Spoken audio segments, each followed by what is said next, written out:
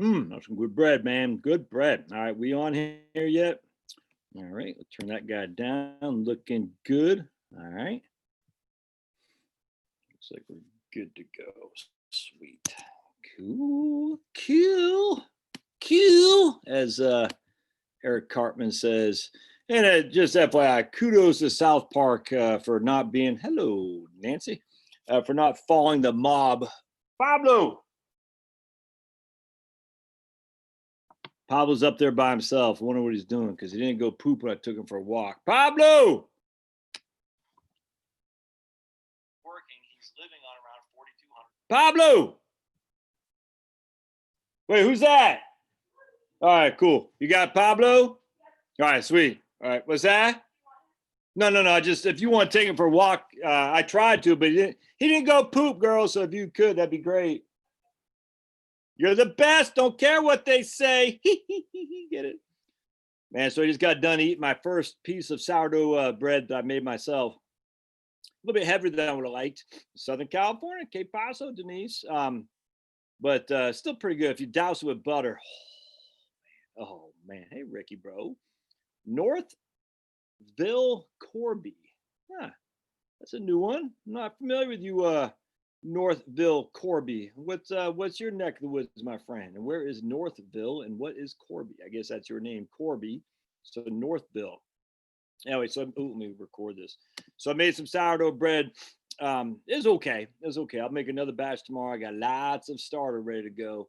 Man, it's just as simple. You take some flour, you put some water in it. What do you do? Who is that guy, man? Let me see if I can't find him real quick. Hold on just a second. We're going to find who this guy is, and I'm going to share you if you're interested in making sourdough bread. So I watched this guy from Ireland, which was interesting, but man, it took forever to figure out him. This guy, right? Oh my goodness. Yeah, I just got to share. I'm going to share you my screen. Hold on a second. Ray? Rich, evening, Natalie, Colorado Springs, right on. Ricky Bros from South Louisiana. Who'd have thought, right? All right, so hey, I gotta share this with you guys. You got to watch this guy. This guy is funny as all can be. This guy right here, Barricade Garage. Oh my goodness, he's got. Hold a sec. He says. Wait, what was it? What happens when you criticize that group who can't be criticized? And he said, that's the most anti-Semitic. He says, this is the funniest thing. He says, that's the most anti-Semitic thing I've ever heard today. And I just got off the phone with Ilhan Omar. Oh with this Barricade Garage. This is the funniest thing ever. He gets shot by gangbangers. Official cause of death, COVID-19. All right, so this is my man right here. Let's see here. Hold right here. This guy, Ben Starr, right there, man. Ben Starr. You can see some of the videos I watched. Watch my man Young Ripa. He just did a video on right here. I don't know who Ninja is, but he wants government to crack down on people that don't wear masks, which is nuts.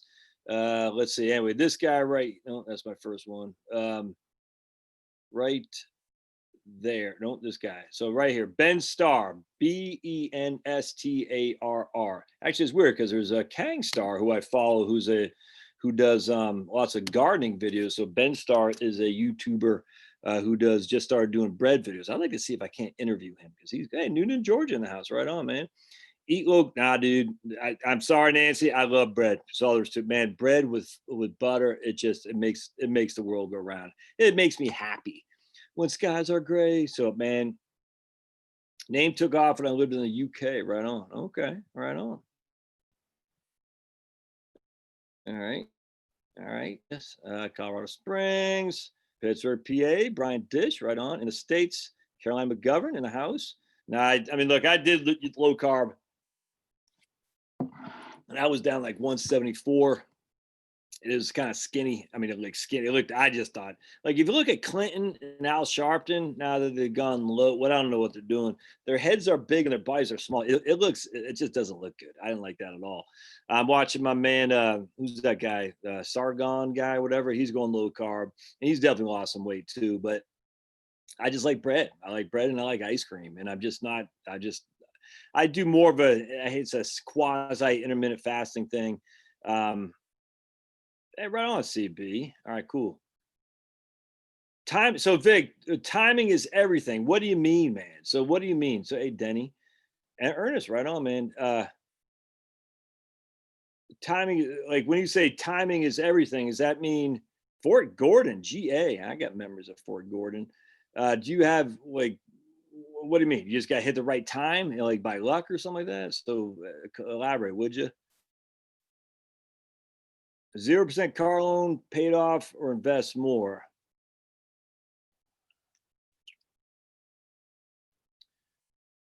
You have, real quick, Northville Corby, do you have other funds on the side in case, I mean, you don't want to be sitting there with a car loan with a equity in your car and then no assets. I mean, I think personally, I think you should invest it instead of paying it off, but I don't want you to, I mean, you got to have cash on the side somehow. So my emergency fund is my M1 finance account, if that makes sense. I got no debt except for this big fat mortgage and my M1 finance. That's my emergency fund. All right. So if you don't have emergency fund and you got $50,000 you can pay off or whatever it is, 20,000, I would invest it because you got to have cash.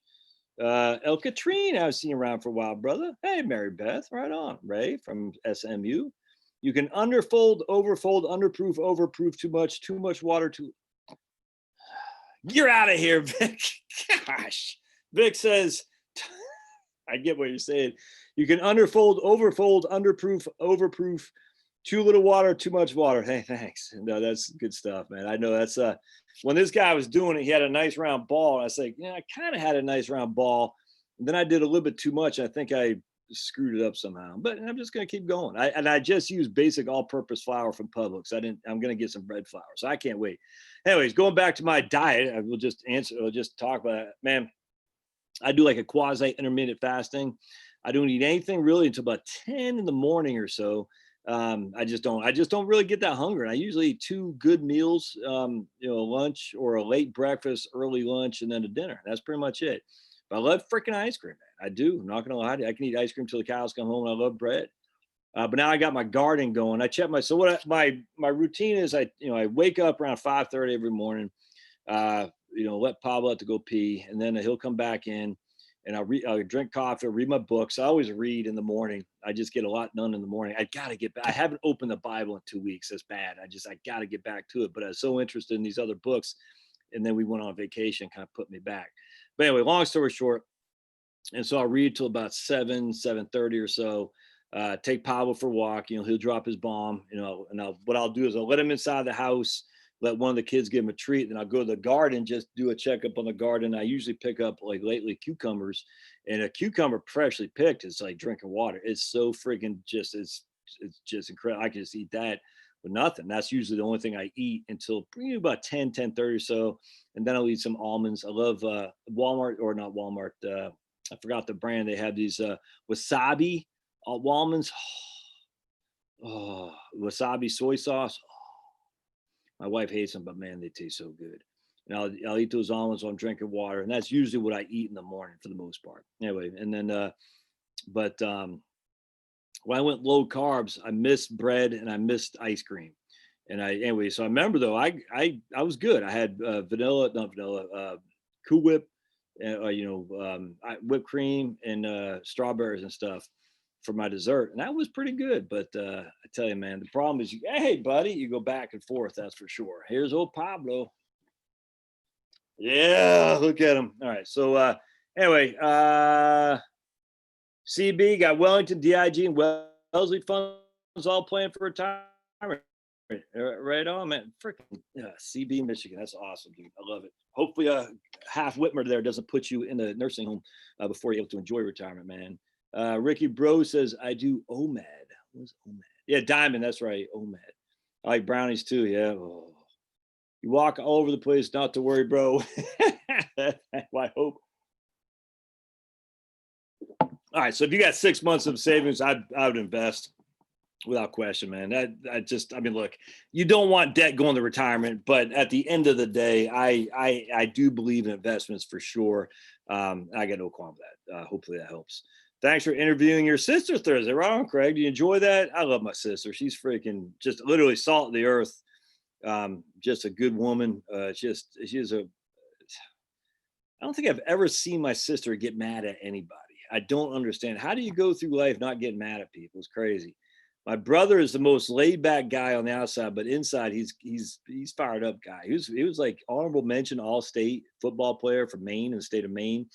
And so when he got on the football field, he went nuts. But off the football field, he just freaking, we call him Gentle Ben. My sister is always even keel, just loves people, very nice. It's nuts how accommodating she is. And I'm not like that. I mean, I'm accommodating, but I'm a pretty volatile guy. No other way around that. Maybe it's the firstborn thing. I don't know. John B, Jill in the house, right on. San Diego, right there. All right, CB, I just rebalanced on 20 March 2020. Go V recovery. I used my gut feeling up 25% this year since Blue Diamond. That's right, pulverizer. That's freaking, dude. That's awesome, CB. That's awesome. Can I outline what the strategy would be for having no auto loan going into retirement? All right. For example, what if you live to be 95 and retire at 67? Not many cars can make it that far without. No, okay, gotcha. All right. So Ray is saying, look, I'm gonna be around for 30 years of retirement. I'm gonna need a new car at some point. No, I completely get that, Ray. What I would suggest, I would suggest you. I mean, if you think about it, if you go into retirement debt free, all right, and you're able to, that means you're saving that cash flow that you'd normally otherwise look at. Don't you just love this dog? Oh, what? You don't want to be on camera? Look, he's shy. You don't want to be on the camera? Oh, he's super shy guy. I love him. How much joy has this guy brought to our lives? I can't even tell you.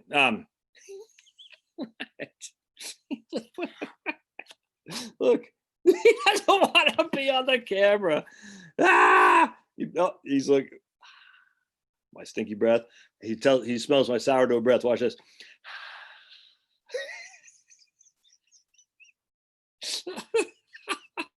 Jeez, I love you, buddy. Oh my goodness. All right, so Ray, the issue is you're gonna need a car. I get that. I mean, obviously, I probably don't want to buy new. 10 years goes by, 5 years goes by. You're gonna have to buy a car somehow, and you're gonna pay cash. Hopefully, you've been able to, not spend that much in retirement. So, 5 years goes by, just pay cash for it for sure. Hopefully, your investments have done well, so you pull some investments off the table and sell them to pay cash money for it. For sure. But the primary thing is you don't want to go into retirement with debt. That's what I'm trying to say. If you go into retirement with debt, then remember, and this is where people who say your house, a paid off house is not an asset, it's just as stupid. I think a lot of people overlook this. Let's say you have a $500 car loan and a $2,500. Oh, there's my thing in my hand. It doesn't look nearly as bad as it did the other day, by the way. Look at that. It didn't cut it off the way I thought. You can kind of, yeah, right there. So it's healing pretty good. So I got lucky there. That mandolin. Oh, it's stupid. Anyway, so you go into retirement. Oh, so you got $500 a month car loan and $2,500 a month mortgage. That's $3,000 a month you need right there just to pay off the debt. That's $36,000 a year of income you have to pay off debt. All right, if that makes sense. Well, you have to pay tax on that money first. I mean, so it's going to cost you, just for simplicity, $40,000 a year in which to pull that money out, in which to pay off the debt, if that makes sense. If you don't have a mortgage or a car loan, you still have the asset, the home. It might not be drywalled up here, which really upsets some people. Look at that wall up there. Oh my goodness. But I'm here. It gives me the utility of my house, which I can live in rent free, tax free, not property tax, but certainly income tax free because it's paid for. And so you gotta look at that. And I'm drawing a blank what that's called with the dollar, infinite, not the I forgot what the term for that is. But anyway, I don't need the income for which to pay off my mortgage or pay for my car loan, which means I A, don't need to take the money out from my IRAs, my investment accounts, which B means I can allow them to continue to grow, which C means I don't need to pay tax on that money in which to pay the income or to pull the income out in which to pay for those debts, if that makes sense. Yeah, but I mean, at some point, you got to get a new car. I mean, hell, I don't got to go on with that at all. Instead of buying the new Porsche, which I know you want to buy down there in Texas, maybe you buy the old, a 2000, a 5-year-old model or something like that, if that makes sense. Yeah, just something to think about. But I don't think you really model that. Oh, that's what I was going to say too. And remember as well as you get older, as you age, your expenditures are going to go down. You're just not going to spend as much anymore. So because you're not spending as much anymore, again, I mean, you have this. It's going to be hard for me. It's like you got your spending is going down and your investments are going up most likely. So you have more money, more resources which to pull from your investments to buy that new car, the new to you car that you need. I didn't like the smokehouse ones. I saw that someone said, "Yeah, I'm not a fan of the smokehouse ones." I liked them at first, and I just they do a bit too much. Vic, I was using all-purpose, use unbleached, better quality all-purpose or bread. Yeah, I gotta get some bread flour, man. The cheap no-name stuff from Costco is pretty much good for dusting the table. Okay, yeah, I got to do that. Tim T, right on, telling people to hit the like button. Evening, Josh. I'm in Texas. Listen to you every day. 6 months to retirement. Take that, corporate America. Take that. Bluebell has a new confetti cake flavor. I saw that at Publix today. The new Bluebell confetti cake flavor ice cream. I saw it. 1 meal a day, says Ricky. Whoa. Man, just got some strawberry ice cream, Ms. Tweety. Hey, right on. Man, when I was growing up in Maine, for my friends, we had this place called the Cockeye Gull on Peaks Island, and they had this black raspberry ice cream, which in a sugar cone. Look, we had no sugar in my house. My mom, hippies, we had tofu on pizza. Oh God, tofu. We had tofu. Oh. I just remember going down the Cockeye Gull and getting some black raspberry ice cream on a sugar cone and just being in hog heaven. That to this day, I look for black raspberry ice cream. Hardly anyone has it. Oh man, that's some good stuff. I remember when the U.S. beat the Ruskies in the 1980 Olympics. That wasn't the gold medals in the the semifinal, the Final Four. I remember I was walking by the Cockeyed Gull, and that was in Lake Placid, if memory serves, in upstate New York. And they had this little, I don't know, it was like, I guess it was a bar. I don't know if it was like a coffee, I can't remember.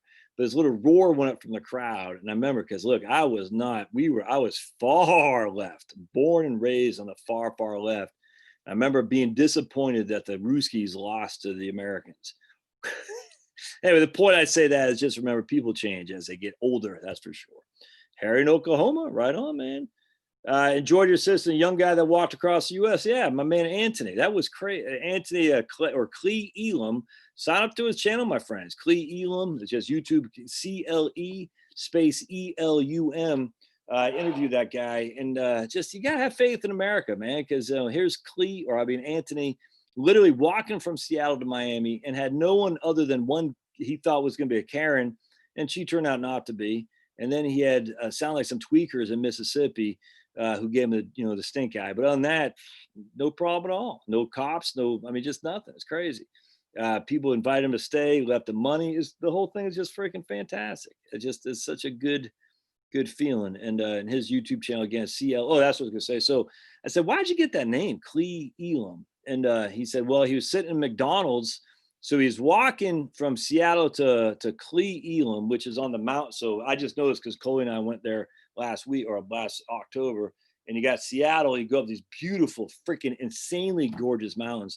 If Seattle wasn't such a basket case with this idiot governor in Washington, and I'd never moved to Seattle, but I'd be in Washington in 2 seconds flat. It's just, oh my, I was stunned the beauty of that freaking state. Stunned. Of course, Charlotte couldn't handle it because it's too cloudy. But anyway, long story short, so you go up these mountains. If you're going over the mountains to get onto the eastern side of Washington, and you hit this town called Clee Elam. And Chloe and I went into the McDonald's there to get some coffee and a milkshake. And I said, there's no way the milkshake machine is going to work. And sure enough, the milkshake machine worked. And I said, man, I can't believe this. And on top of that, the people were friendly, unlike the McDonald's here in the Southeast where the milkshake machines never work. When they had Shamrock Shakes at McDonald's, I remember Maddie and I were driving around. We went to 3 different McDonald's off 85 towards Dalton. Was it Dalton up there? 3 different ones to find I can't remember, but anyway, 3 different ones to find Shamrock Shakes. Not a one of them worked. I said, man, you guys, they don't work. Anyway, so not only did their milkshake machine work, but they were friendly too. And that was Clee Elam.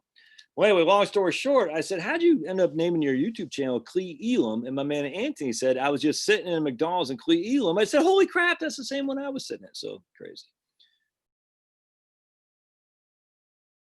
All right, so here we go. Sunho Kim.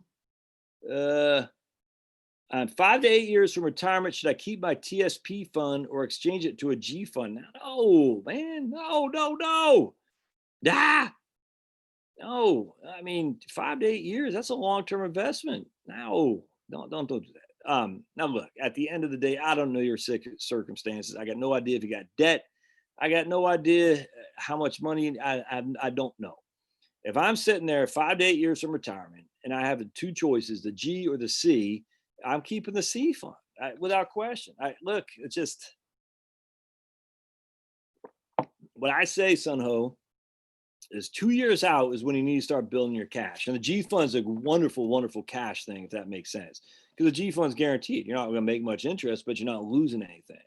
So I'd start building up your cash portfolio 2 years out. You really want to start saying, okay, at the end of the day, I have enough in cash to tie me over for a couple of years for when I first get out of the gate. I don't get killed like we had in 2000, 2001, and 2002, 2008, and then this last year. You better not be driving past 85. I'm back right on. Is the market going down tomorrow? Man, I tell you, George, I would say yes, and then it'll go up. I'll say no, it'll go down. Do we have any new? Let's see if we got any news here. Hold on just a second. I have no idea. Let's see what we got. I don't think the futures are out yet, right? Chesapeake pushed into bankruptcy by plunging energy prices. I got no Chesapeake. I'm sure it's Chesapeake Energy. That's what happens when you throw in Sierra Club, Chesapeake Energy. When they were just freaking anti-coal. This is what happens, man. You got to keep your friends close, but your enemies closer or something like that. Chesapeake, they threw in with the Sierra Club because they're trying to ban oil. Yeah. Coal, now they're going bankrupt. That's let's see here. 7 reasons the stock market may face a severe bout of turbulence next week. But only one being rising coronavirus. If you are freaking nervous about the rising coronavirus, I literally don't understand that. That just makes no sense to me at all. By the way, if it looks like we've got more people today than we've had for a couple of weeks, so I have a feeling a lot of y'all aren't getting the notifications. We go on live every Sunday at 7 p.m. Eastern time, by the way. So a lot of times it doesn't show up in your feed. In fact, the one I did with Abby, my sister, the other night on Thursday, a lot of people were jumping in after we already, ended it because they thought we're just going live at that point. So if you're interested in live streams, it's live 7 p.m. every Sunday Eastern time. Anyway, so if you're worried about the coronavirus case, I just literally, that makes no sense. I don't get it. All right, so futures are down. As coronavirus cases surges to record level, it's just this freaking insane. I don't understand. On the vehicle, pay cash at 70 years old, most likely need one by 85. I agree. Denise paid off her car in August this year. As soon as I do, I'll start paying myself for my next car. I completely agree. Yeah, interview. Chris Barfield. No, I know. I tried to interview him. He was kind of hesitant, El Catrine. Chris and I email a lot, actually. I'm a big fan of his. I need to go read some of his articles online. I keep forgetting. His stuff is fantastic. That's Barfield Financial. Huge fan of Chris Barfield. Huge fan of Chris Barfield at Barfield Financial. Love that guy. He writes some of the best stuff that's out there by far. But he was hesitant because I think he's still working. I can't remember what it was, but I remember he didn't quite feel comfortable in doing that in his current position, or I can't remember what it was. But he was just like, I don't know. Anyway, we'll see. He's kind of reticent, and that's fine. But anyway, so Barfield Financial, that's his website. I think it's just his Barfield. Just look up Chris Barfield TSP. I guarantee you'll find some on him. He's fantastic. Let's see. If your investors do well, you should have plenty of money to buy a car. Could not agree more, Vinyl. Couldn't agree more. If your investors, I don't even say do well. If they just do okay, you'll have a hell of a lot more than to buy that car with that cash and leave some on the side too. Herbert Walker. I retired in 2003 Acura, 292K. I'm gonna buy a used car this year. Yeah, man. This is how you save money. Don't finish your basement. Well, the other part of the basement is finished. It's just this room right here is not. This is my video room, my aquaponics room. Is a hydro aqua, which is the one with fish. I think that's hydro, and I do aqua. Maybe I can't remember. Whatever the ones with fish is not what I do. The other one, my workout room. This is where I keep a lot of my emergency stuff over here. My preps. So my food preps, I don't know if y'all can see that right there. There's my food preps. All my, I got my soldering irons up there, some electrical stuff when I like to mess around with various batteries. I haven't done that for a while. And that's my pull-up bar right there. I use that every other day right there. So no reason to finish this. All right. Tim T says, I love the channel. Right on, man. I appreciate it, Tim. I don't care. Tim T, aka Mom. That's my mom. She just front as Tim T. All right, let's keep going here. Scotty Kimball, yeah, big fan of Scotty. I like Scotty, man. Scotty's everyone says you're like Scotty Kimball, Josh, with your clickbait headlines. I said, Scott, I love Scotty Kimball, man. He's great. He cracks me up. Sounds like he's drunk half the time, which is what I love, because I don't know if he is or not, but he gets into it. He's a good guy, man. A big fan of Scotty Kimball. Jill says she keeps her cars for 15 years. Yeah, right on, man. Denny, the house is not being asset is Robert Kiyosaki thing, but what he means is your big mortgage versus the one you live in, cash out for his rentals, cash in, i.e. asset. Cash equals cash in, i.e. asset. I'm not sure what an IE asset is. Yeah, I'm not sure what you mean, Denny. I think, yeah, I get the premise, though, is that he's saying it's not an asset and that it doesn't provide you an income. It's what the hell, man? When you don't have is a word that I can't believe I cannot forget. I'm losing my head. You don't need an income in which to live in your house if your house is paid, is what I'm saying. It's a something income. I can't remember what it's called. But anyway, the issue with not having a mortgage is that, yeah, it doesn't pay you an income, but it does because there's an invisible income from not having to pay the debt. Inherently, you're living free other than property tax and home insurance. So I don't like this whole idea that because this asset is not providing you income, it's a dead asset. It is an income. It's an income that you don't have to, it's not declared, it's invisible, but there's another word. I hope someone can remember what I'm talking about, because I've done videos on that before. I've done actually blog posts. I just can't remember what it is. So let me tell you, let's just say you got $3,000 a month going out the door. That means you need $36,000 a year just to pay for that debts. I don't even care what the debts are. And never mind the taxes you got to pay on that money. Never mind what it does to your tax. Just everything is against you at that point. And then you still have to pay for Medicare. I'm talking about retirees now. You still got to pay to put food on the table. You see what I'm saying? So just having those debts means you have all this income need that you have. So you're going to have to take other income, which are going to be taxable to you as well. Next thing you know, you're in a 22% tax bracket. But I get what you're saying, Dan. I'm not challenging. I just, all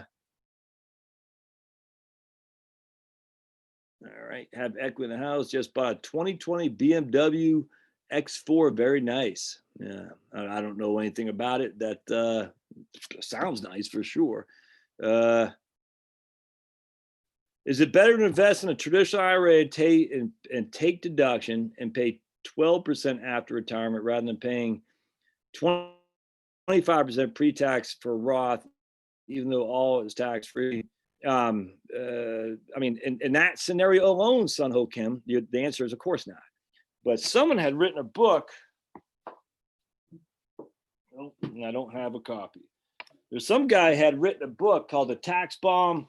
Oh, yes. No, damn. In your retirement account. And that guy had written this book, this crazy man, about there's all the other issues that you could be looking at when it comes to that 12% tax in retirement that you might not be aware of. Never mind the widow's tax trap and whatnot. So you just got to remember, man, Social Security, Medicare premiums are all subject to your modified adjusted gross income. All right. If you are married and you die, you're leaving your surviving spouse a potential tax bomb for which he or she cannot get around unless he or she gives the money away. So there's a lot more than just 12% now or in the future versus 25% now, especially when you're not in a 25% tax bracket now, because there is no 25% tax bracket. You're just not in it. Secondly, on top of that, you got to, I hate to say it, but you also have to think about so look, I'm not trying to tell you to do the Roth. I'm just saying there's the 12% tax bracket now is fleeting because under current law, that is going to become the 15% in 2026. All right. And then the 22% will become 25. So you're comparing a 25, which doesn't exist now, versus 12%, which does exist now. But unfortunately, it's going to be 15 and 25 here in a few short years. All right. On top of all the other stuff that goes in there. So I would be very hesitant to think you're only going to be in a 12% in the future and that you're not in a 25 right now. It's just you're not there.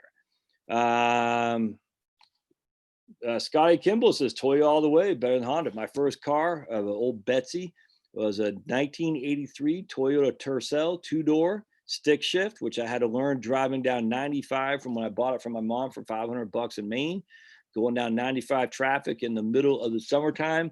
I'll never forget going to that turnpike, the toll booth in Maine, going to New Hampshire. I said, how am I going to get through this? I was like, because I was going back to Fort Drum. I was like, how am I going to get through this? Just thinking, I was hoping I could just roll through it. You know what I'm saying? Like you just kind of put it in neutral and just roll while it was still engaged and just give the guy the money. It didn't work like that. And so I just went, boom, boom, boom, boom, boom, boom. But we made it. In fact, I was driving back to Fort Drum and some chick was, we were playing tag. And then we ended up meeting at McDonald's for lunch. It's kind of funny. And I don't know who she was. She was pretty though. And I remember she came out, I said, dude, I remember saying, that's kind of dangerous. You don't know who I am. You know what I'm saying? I I had main tags and a bunch of bumper stickers on my car. But I remember thinking, actually, I didn't have bumper stickers then because I just bought from my mom. Yeah, no, I think I can't remember. But I just remember that's when I was coming home from the Army. That's what it was. I was coming home from the Army. That's where my last day. I had ETS. I was driving back to Maine, driving back to Virginia when I just separated from service. And some chick was coming up on me saying, playing car tag. It's like, hey, this is great. Being a civilian is awesome. And we got lunch at McDonald's and just went our separate ways. It's pretty cool. But I said, man, that's kind of creepy. Don't be doing that. So I'm telling my daughters, man, don't be meeting random dudes on the freaking highway. That's not safe anymore. Yeah, don't do that. So if you're a young lady out there, and I'm sure you're a massive, because this channel comes first and foremost on your thing, don't do that. All right, for college, I'm missing something. All right, so how should young people view Social Security for using as an income source in the future so they will not rely so heavy on it or will be, Miss Tweety, gotta freaking include it. Why people don't include Social Security, I don't understand. It just, look, show me any evidence of the government, our government, I mean, really any government, but our government particularly, taking money away from people. I just want to see it. I want to see it. And then I will show you the evidence of Dan Rostenkowski, a big lib, chairman of the House Ways and Means Committee back in the late 80s or early 90s, talking to a group of people in Chicago from which he was from, who basically ran him out of the meeting because one of his proposals was, I can't remember exactly, but something to do with raising Social Security taxes or taking money away. I can't remember. That's why they call Social Security the third rail. No one's going to take your Social Security. They're just not going to do it. That's not how they do it. They means test it, which is why Social Security taxation hasn't been a general inflation literally since 1983 when Reagan signed the law to increase taxes on Social Security. It hasn't changed. It has not been inflated. Clinton didn't inflate it. It didn't adjust it for inflation when he signed the bill to increase the taxes in 1993. Hasn't been. And so because of that, that's how they get you. They get you on the back end. They don't get you on the front end. They're just not gonna. So I don't understand why you would not use Social Security in your thing. My book, you can retire on Social Security. Why would you not include that? I literally don't understand. It's nuts. And then people don't say, I don't include Social Security. I said, okay, so now you're gonna have $1 million when before you might have needed $300,000. I mean, if you like your job, more power to you. But if you're freaking miserable, putting on weight, got diabetes, you're just not in a good place. I don't get it. And I'm not saying you're doing it. I just don't get it. Don't make fun of me, but I love my Kia. Knock on wood, cheap maintenance. Hey, man. Why would anyone make fun of it? It gets you from point A to point B. All right, Wellington book coming out. I want to show you guys a little bit on this because I'm stoked. All right, so let's see what we got here. So we're going to go to share screen. And we're going to go to, let me get rid of this guy here. Oops. All right, so we're going to go to, all right, let me just text, see if I can't get someone to bring me my hot tea. Hold on a second. See if Chloe, hold on just a second. Chloe!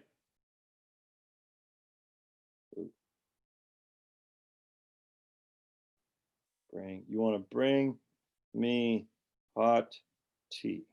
Okay. Well, my eyes are getting bad. I'm getting old, my friends. All right, let me just plug in my phone because it's going bad. All right, so hold on just a second. I want to share this with you. This is going to be fun. All right, just plug this guy in. Oh, man. All right, so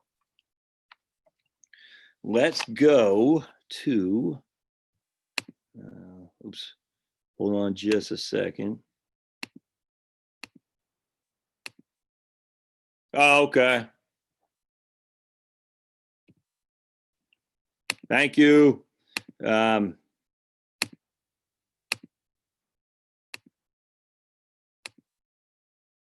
here. All right, so I'm sharing with you. Wait, where did my other stuff go? Hold on a second. Oh, results. Hold on a second. Oh, man, where'd it go? Results. Barbell results. Okay, cool. Here we go. All right. All right. So here, what we're doing is we're doing Wellington Fund barbell. So we're taking so 4% with inflation, 5% with inflation, 4% fixed, 5% fixed, 5.5% with inflation. You can see all that. And we're even going 7 years. All right. So what we're doing here, all right, is we're saying we got $100,000. 4%, that's $4,000 the first year. We're timesing that by 4. Yeah, so we're putting 4 years of cash in a side account that's not drawing any interest at all. Does that make sense? So in this case, we got 80,000 in Wellington, 20,000 in a side account, not drawing any interest.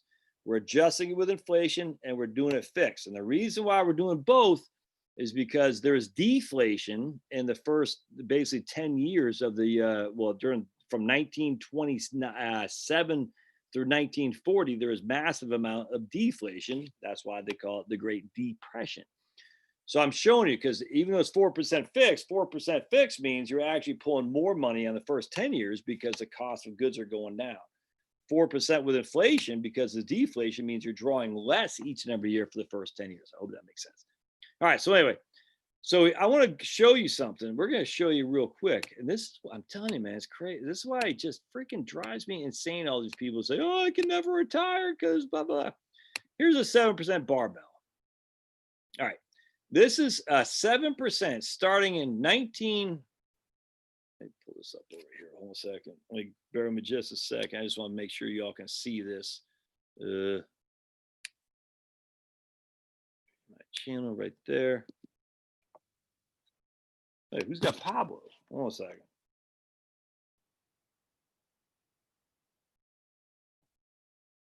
Wait. Who's got, if Chloe's not here. All right. So let's hold on a second. There we go. Who's got Pablo? Chloe's not here. Everybody's up the tennis court. My dog. All right. Sweet. All right, you can see it. So here we go. This is a 7% barbell. All right, you can see we got with who? All right. So we got 72,000 in Wellington. We got 28,000 in cash, if that makes sense. All right, and then we're starting in 1931. In 1931, watch what happens. The market, the Wellington fell 27% the next year and basically 2% the year thereafter, right? 1931. There's a method to my madness here. This is 7% adjusted for inflation. So we're doing this 7,000 the first year, 6,300, 5,900, 6,100, and then it starts going back up until right here in 1942, we're at 7,507. So it took basically 10 years, about more than 10 years before we got back to where we started with, because it's going deflation. All right, now in 1931, 7% adjusted for inflation, we would have ran out of money right there. And that's, I'm not sure what year that is, 1951. We would have ran out of money in 1951. That's 20 years during the Great Depression. Now, if we would have started, I haven't done the rest for the 7% yet, but if we would have started 1930, we would have run out earlier, because look, we're down 21%, 27%, and 2% back to back to back. But anyway, that's 7%. I mean, that's, you see what I'm saying? So that's 7% adjusted with inflation. All right, so now if we go back to, let's just go to, where's my 6% barbells? Right here, 6% barbells. All right, so we're gonna go, bear with me just a second, 6% barbells right here. And this starts in 1930. All right, so now it's adjusted for inflation, 6% barbells start in 1930. And here we ran out of money in looks like 1951. So that's 21 years. But again, that took into consideration negative 21%, negative 27%, negative 2%. All right. That's a significant. So our portfolio was down this 6%. So remember, we have 24,000 in cash and 76,000 in Wellington. All right. So Wellington is 65-35 roughly. So that's about a 50-50 stock to bond portfolio. By the time 1932 was done, we only had $44,000 left in stocks, and we had $8,000 left in cash. So we're basically down to half. In fact, the following year, we're down to less than half of what we started with. But even that, this is during the midst of the Great Depression. Even that, look at this, man. We still had money to last for 21 years in 1930. Now, if we would have waited 1 year longer, 1931, we have money. We lasted from 1932. I got to change that a little bit, but anyway, I got to make it. But we lasted until we had money when we died. 30 years later, we had money during the Great Depression. So why just stick on the 4% rule? Doesn't make sense. And that's with adjusted for inflation. Now, if we don't adjust it with inflation, if we take it fixed. So anyway, you see how that works. So let me show you the results. We're going to go to results.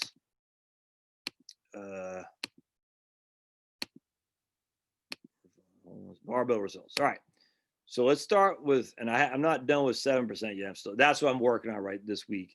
So 6% with inflation. Did we survive?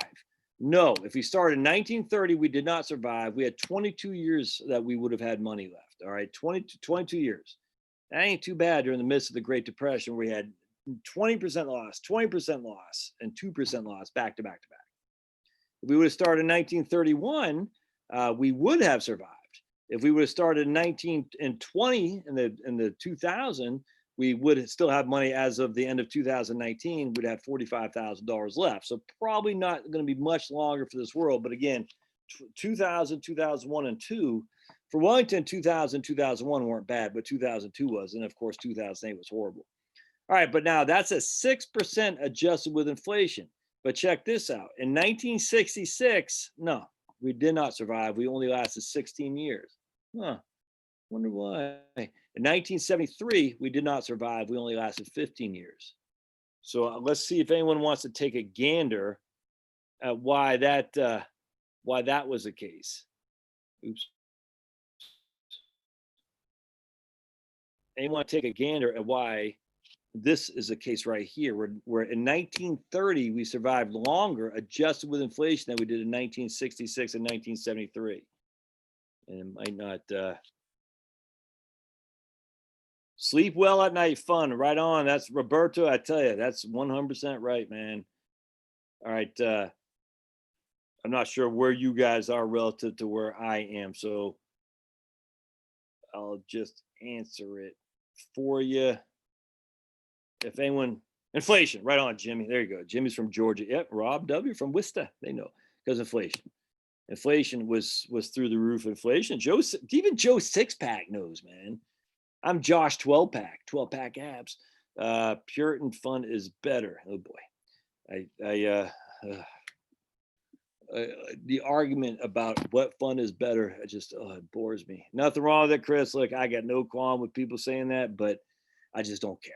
Puritan fun is better. How do you make that? How can you say it is better? You're using future. You're saying this is what is done. You can say it's done better. That's fine. You can't say it is better because it's a complete unknown going forward. That argument always drives me crazy. It's kind of like all these arguments that these guys make. Index funds. We got equal weighted index versus cap weighted index. We hear. I'm telling you, it's the same thing. It's like cap weighted index are better. Are they? We don't know. I mean, maybe it has been. It literally doesn't mean anything though. But either way, all right. So we got inflation ate us alive in 1966 and 1973 because we're pulling 6% a year adjusted with inflation. All right, but look at this. So we took 6% fixed.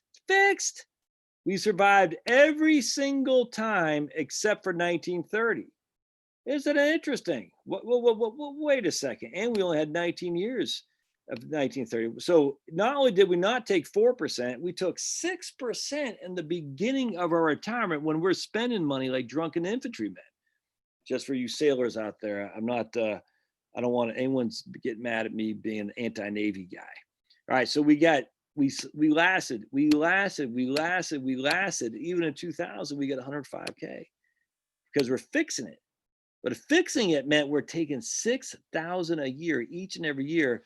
In the beginning of the market cycle, which got killed, which is 50% higher than the 4% rule would allow us. 50% higher when the times that we needed the income most which was when we're partying like it was 1999. You're 62 years old. You want to party like a drunken infantryman? You don't want to wait until you're freaking 83 years old to party like a drunken infantryman. And you're like, I want to party. So I'm spending $6,000 a year off every 100,000 I have in my portfolio. Let's go crazy, boys. Let's go crazy. Let's go join Antifa. Woo! And sit in Seattle in the Occupy zone. It'd be fun, man. Fun, dude. And you're like, and even then, in 1966, you survived the 30 years. You survived the 30 years in 1973. So essentially, what you're doing is you're spending more on the front end. You're saying to yourself, okay, I'm going to spend money on the front end more, but I have to, as the time gets older, I have to tighten my belt, which you probably will do anyway. If you look at the BLS numbers, the HRS numbers from the Health Retirement Study up at University of Michigan, and the HHS, Health and Human Services. All these studies say the same thing, that your spending goes down. So spend more on the front end to tell yourself I can have to spend less in the back. That can freaking retire and spend 6% a year fixed. Ah! All right, so let's look now. So that's 6% a year. 5.5% a year. Again, the 66 and the 73 is what got us because of that inflation. All right, but if we had it fixed, again, now fixed, the reason it doesn't survive in 1930 is simple because we are spending 6% or 5.5%, but 6% a year when the cost of goods are going down. So essentially, we're spending more and more each year while our portfolio is dropping in value because what cost $6,000 in 1930 costs $5,500 in 1931 and $5,000 in 1932, but we're still spending $6,000. Does that make sense? We're consuming more. So in 1930, we ran out of money, but still it took 25 years. Hell, man. You're probably, this is another thing, a pet peeve of mine. Everyone wants to say they're going to live till they're 90 years old. The facts are the vast majority of people don't. They just don't. I mean, look, I am against saying your life expectancy is 78 because your life expectancy is not 78. I hate to say it. don't take this wrong, my friends. It's dumb to say it. Your life expectancy, if you're watching this, is not 78. The life expectancy is for a newborn baby. Newborn bouncing baby is 78 today in America. It's not you because you're obviously not newborn. So your life expectancy is based on your age today. That's all there is to it. All right. So because that, your life expectancy is not 78. However, let's be honest here. The likelihood of the vast majority of you living till you're 90 is small. Now, that doesn't mean you shouldn't prepare just in case. But to say I'm going to have a 30, 35, 40-year retirement as if it's, God's spoken word, it's just silly too. I'm not saying don't, but don't freaking slave to the grind, some crappy old job just because you don't think you're going to get Social Security.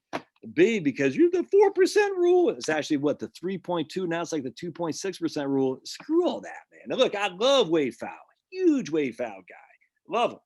I don't know why Wade rubs people wrong. It's weird. I know some people really don't like that guy. I don't understand it. But anyway, the 2.6 to 3.2, all that is based on the assumption that your spending goes up each and every year with a retirement. There's no evidence of that, none whatsoever. That's what the premise of the 4% rule is based on anyways. 4.4 according to the Trinity study. All these people, according to the Trinity study. Oh my goodness, I can't take it.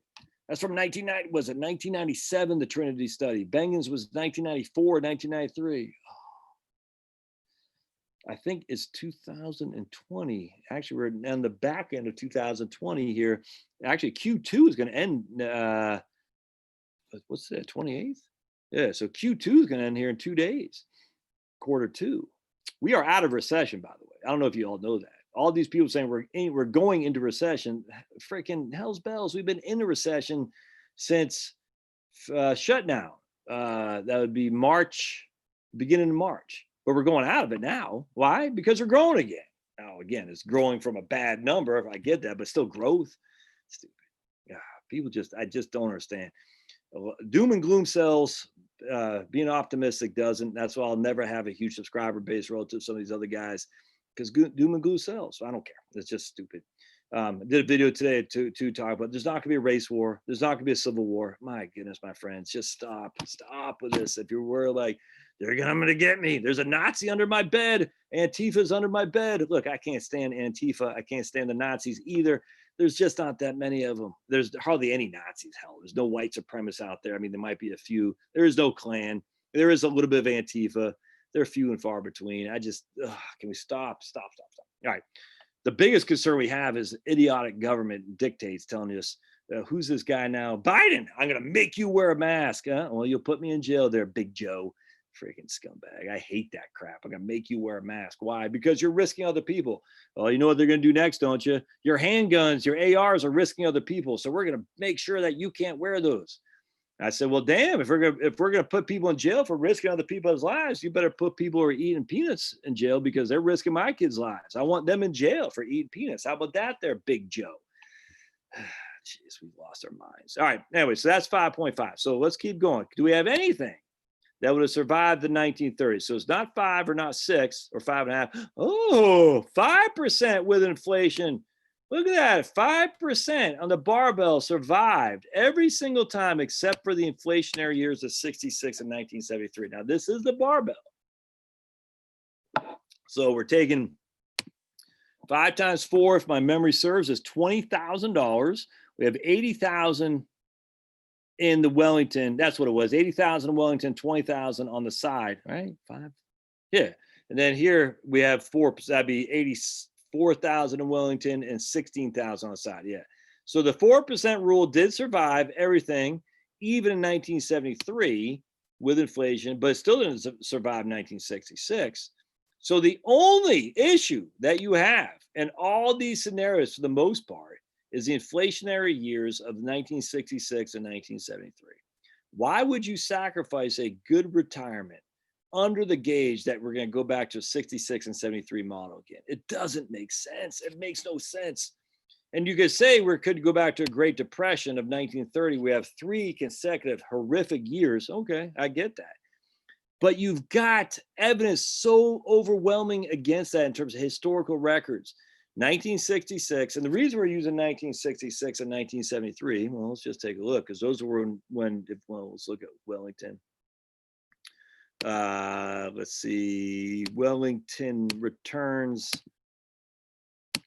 with inflation It's gonna be hard to find. Hold on a second. Yeah, here we go. So 1966, we always want to start in a negative here. And Wellington in 66 was down 6.6. So you can see that's a good place to start because in the first 4 years, we had basically zero returns. And yet we started the cusp of inflationary times. 73 is always when you want to start because that was huge inflation plus huge negative returns for sure. You can see 1973, the Wellington was down 12 and 18 consecutively.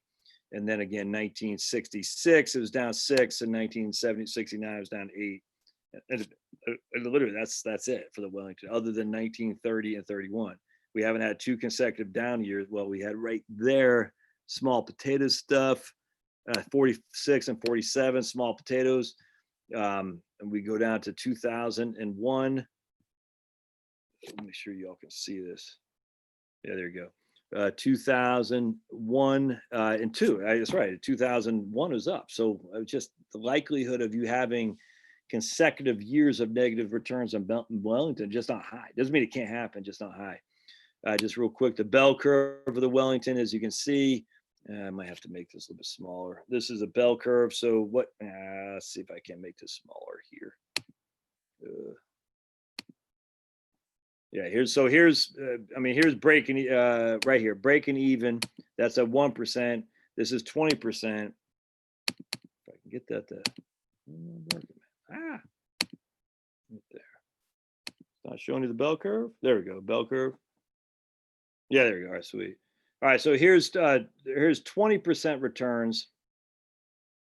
Here's basically breaking even, no returns, so not positive or negative. And you can see that, I mean, the bulk of Wellington is in the positive here, right? So here's negative over here, and this is normal distributions. So you can see this is the average is right there, about 8.8, 9.8, right about 9. We'll say 9% is the average right there. All right, so that is the average. So from 9 to 0, I mean, let's look. I mean, just look at that. I mean, the Wellington returns are just, in terms of being positive, are just through the roof relative to the likelihood of negative. Never mind negative back to back to back. It's just, again, I can't say it's not going to. I have no idea, but it's not likely. And so if it's not likely to happen, and we go back to Wellington. Barbell results. I don't understand why people are just, I just don't get this need to protect against something that is inflation is not coming anytime soon, man. I mean, I could be wrong, but just show me. I always say, show me why Japan's different, because they buy their own bonds. Well, hell, we buy most of our own bonds too. It's just not likely to happen. The 30s, we're not going to get a mass deflation we had in the 30s. It's just not going to happen there either. So we're not going to have hyperinflation. We're not going to have deflation, or a little bit of deflation for sure. I know, like, I'm the guy who's been saying, I said, be ready for depression. And when I say depression, everyone's like, oh my God, a Great Depression. I still don't understand how 40 million jobs that were lost. And yet something doesn't sit well with me. I'm not sure what it is. Did 40 million jobs really get lost, or was that reported the way it should? I don't know. If 40 million jobs were lost, and yet the economy is growing at a slow clip again, something just doesn't say. I don't get it, but be it as it may, these are the numbers we got to deal with. So, all right. So the point was, if you can have 5% fixed rate and not one time did you run out of money, 1930, 1966, 1973. Or you could do 5% adjusted with inflation. And the only time you ran out of money was in 1966 and 1973, and yet your portfolio still lasted 20 and 24 years respectively. And you're adjusting it with inflation, never to change it, which you'll never do. Why would you sit there and just give yourself a 4%? It doesn't make sense, a 4% rule, or heaven forbid a lower than that. I just don't understand it. I really don't. Again, I'm giving you zero interest on the cash, the barbell, the cash. You're not making any return, nothing whatsoever. Hey, big man. And so again, I would look at 6%. That's okay. I don't think inflation's happening. I'm not worried about it. And if inflation doesn't happen and we don't get hit with consecutive 20% declines like we had in 1930, which guess what? never happened other than that time, I'm willing to take a gamble that 6% a year will work just fine. And if it doesn't, and we do get hit with consecutive negative returns of 20%, then tighten your belt, for heaven's sakes. Do some belt tightening. Anyway, so, all right. I hope that makes sense. I got a lot more to go on this. What I want to do is we do Wellington without the barbell and start in 1966. It's just straight Wellington. You can see if we just, without the barbell, this is the importance of the barbell, by the way. If we, Wellington in 1966, we did not last adjusted with inflation. We lasted 21 years. If we just take the Wellington at 4%, and we don't, if we adjust it with inflation. If we fix, yes. If we do 5%, yes. If we do 6%, yes, without adjusting with inflation. So I hope what I'm trying to say is, if we don't do the barbell, we just do Wellington, and you took 6% a year off starting in 1966 without any barbell, you did last your portfolio asset, which is pretty sweet. If you are fixing it with inflation, it didn't last. It lasted 12, 14, and 21 years respectively. S&P 500, without, that's no bonds at all. If you had a 6% fixed, it lasted starting in 1966 because it's all stocks. Again, so you have $100,000 in 1966, you spend 6,000, it did last. So that's the whole point about, a 6% fixed gives you more spending power on the front end and less as you age, which inherently coincides with the vast majority of people who spend less as they age anyway. All right, so let's pause there and see what the peanut gallery is saying, shall we? How do I do this? Go like that, Pablo. Like that. All right, cool. So let me go back to here. Go right there, P. I hope that makes sense. So anyway, the book's coming out. Ouch, oof. Pinching me, dog. I love this guy. All right. Love your show. 11 months of retirement, 61, no debt. We own 2 homes. Selling one to retire in West Virginia. Oh man, West Virginia is a great state. Congrats, Mel. Where are you living now? So you're retiring in West Virginia. Are you in West Virginia now? Well, both brothers are retired. The money was to keep our equity of $225 towards a house in MST, Mountain and Pacific. I missed something there. Buying and investing, buying a new car is not horrible unless you have a boatload of outstanding debt. I agree. Don't live in the chop. No way, man. New car is okay. No boats. I'm looking. Okay, gotcha. All right, plan to retire from California to North Carolina, says Mary. Yep, using Wellington and cash from selling my home, condo, brokerage account, ETF growth funds. Wellington's still good. I just love it, Mary. I mean, you know me. I love it. And at the end of the day, should you? I mean, this is where you got to be somewhat proactive. You can't just say, well, Josh in 2020, what's the 28th of June says Wellington was good to go. I mean, who knows? But, you got to be proactive and just revisit your portfolio once a year. Just make sure you're not running out of money. Now, I will say again, no one in the history of mankind has ever said, well, that guy on YouTube said I could take 6% fixed a year out. I'm never going to adjust it. And then you're going to wake up one day and got, two freaking, don't have 2 nickels to rub together. That'd just be silly. No one's going to do that. You're not watching this YouTube channel thinking that's come on. People need to have some, I'm not saying you, Mary, but well, if you're taking 4% a year out, adjusting with inflation and interest rates are so low, you're only going to have a 34% probability of success. You're like, oh, but no one lives like that. People adjust accordingly. I mean, think about it. In economics, we have this thing called substitution theory. So when you have baking goes through the roof in expenses, people buy sausage, just using that for example. If you have all-purpose flour going through the roof for expenses, people buy bread flour. Again, these are just examples. It's called substitution effect. All right, so we're going to substitute things that we were before spending when they get expensive, and they no longer carry the same utility for the cost. Like for instance, what's something I would pay? I bought my book of my man John Waters' book, Give Us Back Our Old Roads. That cost $32. I paid for it because it had a utility to me, a value that was worth $32. When I bought it originally, it was only $22 and I lost it. But I read the first couple of chapters and I enjoyed it so much, it had a utility of $32. If it did not have that utility of $32 to me, I I would not have paid for it. I would have substituted that purchase for something else, if that makes sense. I would have bought 5 of these to give to my friends and neighbors so you can make this guy Josh rich. I tell you, rich. Actually, how much do I get paid when y'all buy a book? I think like $1. I think every time you purchase a book, I get $1. Something like that, if that. I don't even know. But anyway, I'm making $600 a month on books. So another reason I want to get that Wellington one out there, because I want to get rich off your purchases.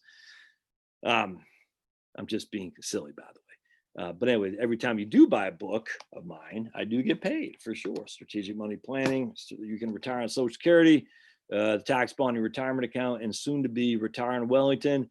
And then by the end of the year will be Roth IRA Roth conversions. And I'll be doing a course on that as well. Why did I go down that road? Anyway, substitution effect. So if things get expensive, you go a different route. Don't forget, one of the reasons we had such a big coal output in the late 70s was because the price of natural gas was through the roof. I don't know if y'all knew this, but they're really worried about running out of natural gas. So the Carter administration really focused on coal as opposed to natural gas.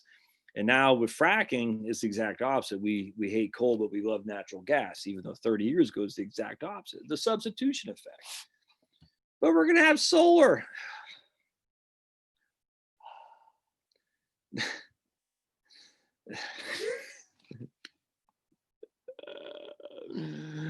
Photovoltaic will solve our energy. Photovoltaic is just electricity. It's just electricity. All right.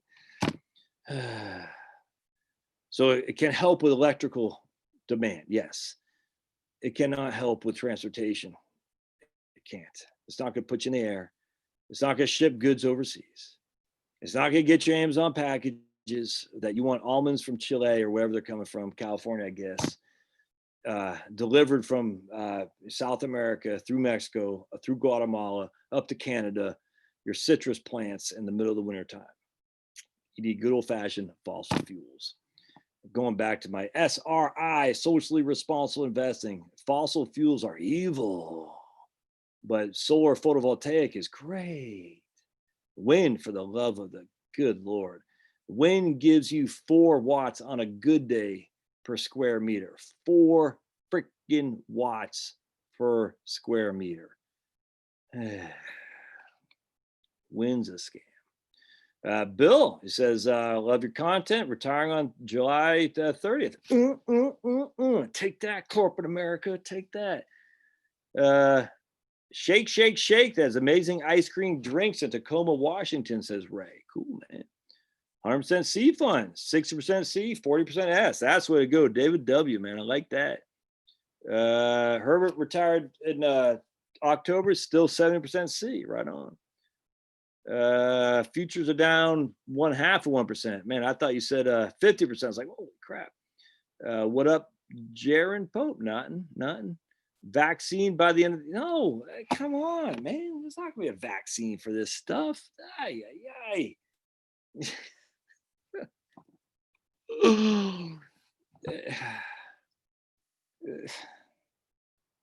No. No. We're gonna have to deal with it. I don't understand. I get it. If it wasn't an election, I know for a fact this would not be a big deal. I'm telling you right now. But 100 more people died in here than Vietnam and Korean War combined. Jeez, man. And I'm not saying about you, whoever, Northville Corby. I'm saying we're hearing this all the time. 2 million people are affected. 1,000 people have died. Thus, it's a 5% mortality rate. I'm just sitting there thinking, it's not true. It's just not true. I'm just going off what CDC reports. CDC reporters are now saying they underestimated the number of infections by 10 times. And I would even venture to say that's a low number anyway. And of those 127,000 people who've died, how many have truly died from the coronavirus? Yeah. Just like old Dr. F said, St. Fauci. And just seeing this guy, I wish Trump would just set him aside. Get somebody else, get some new blood in there, Trump. Give someone else. Let's get a black guy up there, man. Come on, give someone else a chance. You got 2 white people, Birx and Fauci. Let's get some other people in there. Give them a chance at some media. He had a surgeon general, and for some reason, I don't know why it's okay to bash that guy. He's a black guy. And I don't get everyone say hating on that guy. I don't get it. But all right, if the Surgeon General is, no one likes him, get Fauci out of there, get Birx out of there. Let's get some new blood in there, man. Let's show these BLM people that doctors' lives matters and get some folks in there. I'm just sick of Fauci. I don't like the guy. Just always rubbed me wrong. I don't like him. I don't like Birx either. She gets on my nerves. Wearing that stupid thing around her neck all the time. Like, come on. It just bothers me. And whatever. I don't care. I just don't like being preached to. And Fauci he was mad when the protests were going on. It's like, what about me? What about me? I need my moment of fame. People get real mad when I bash Dr. Fauci. They love that guy. It's crazy. Someone had a thing, a mass that said, in Fauci we trust. And I'm sure Fauci's like, oh, this is all I've ever wanted. I just love this spotlight. Thank you, coronavirus. Yeah, I don't trust that guy as far as I could kick him. All right. The problem, says Denise, is you can't draw from the G Fund. Yeah, I've got to do a video on this. My man Chris Barfield from Barfield Financial had talked about this in one of his articles not too long ago about the proration of the G and F. G and I guess F too, but G and C. So what I would simply say is I don't think you have any problem if you got to take it. So you have it 50-50. Move everything to the F or the G. Take what you need and move 50 back out to the C. I don't know why you would not be able to do that. I don't think they give you too many limitations. I mean, I think you can move money around, a couple of times a year, right? So if you got $100,000, 50,000 in C, 50,000 in G, and you want to pull 10,000 out, they're going to make you take 5,000 from each. Well, in that case, you just pull your 50,000 from the C, put it over to the G, pull your 10,000 out, and then pull whatever that's left with 45 back into the C. That just seems to me a quick and easy way around that. Obviously, you'd miss a couple of days in the market from being not in the C fund, but be it as it may. Or you can do it the other way around. You move the money from the F or from the G to the C, take your 10,000 out, and then do the same thing. That way, you're not missing the market. But there's easy scenarios around that. Let's see. All right, cool. Tim got notification right on.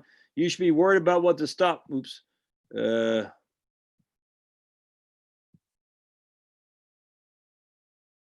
know a guy who paid $200K a year in tax. He just smiles. Right on. That means he's making money. Somebody said I should be worried about something. All right, hold on a sec. Right on.